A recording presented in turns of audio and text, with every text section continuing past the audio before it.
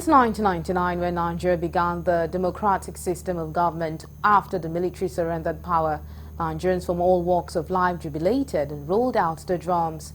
25 years after, it has been mixed feelings in the Nigerian democratic space, with many referring to it as suffering and smiling. In this report, our correspondent Dele Fason takes a look at the challenges facing Nigerian democracy and lessons learned. 25 years of practicing democracy could be described as a long year, which is enough to put Nigeria on the world map as a result of its resources in oil and gas, agriculture, as well as human capital development. The reverse seems to be the case, as Nigeria still experiences the teething problems such as leadership, ethnic and insecurity, to mention but a few. A senior advocate of Nigeria and former president of the Nigerian Bar Association, Chief Thompson Opoku, as well as some rights activists, describe Nigeria's democracy as a fragile one.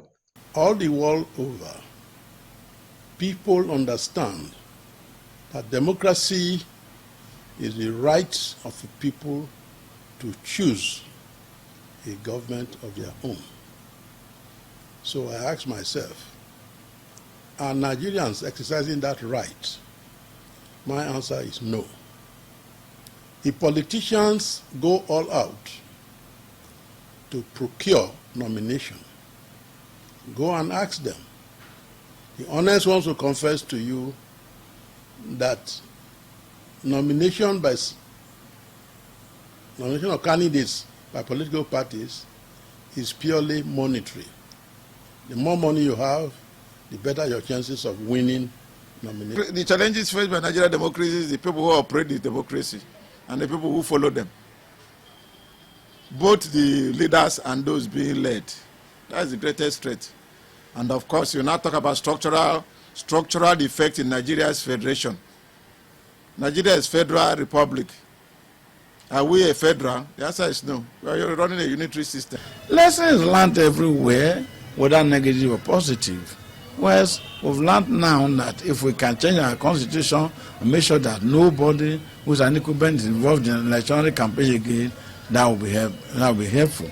And moreover, we have discovered that there's insecurity everywhere because of our political leaders, because we are not able to select good leaders. Speaking on the lessons learned, the legal luminary said Nigeria has learned nothing democratically, as our electoral system is nothing to write home about. I do not think we have learned sufficiently any lesson at all. What policy does each of these political parties stand for? Are they to the right? Are they to the left? Are they to the middle? We have not learned. Even the freedom of speech is not there. We have heard recently of a senator who was suspended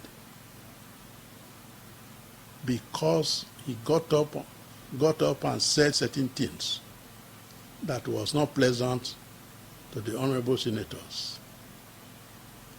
Is there any right to speak?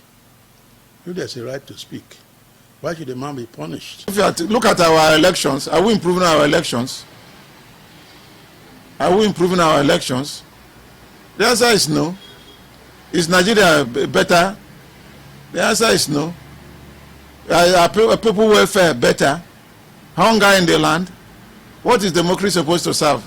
Is it not supposed to cater for the needs and security of the people? Is Nigeria secured? Do people have food on their table? Our hospitals better?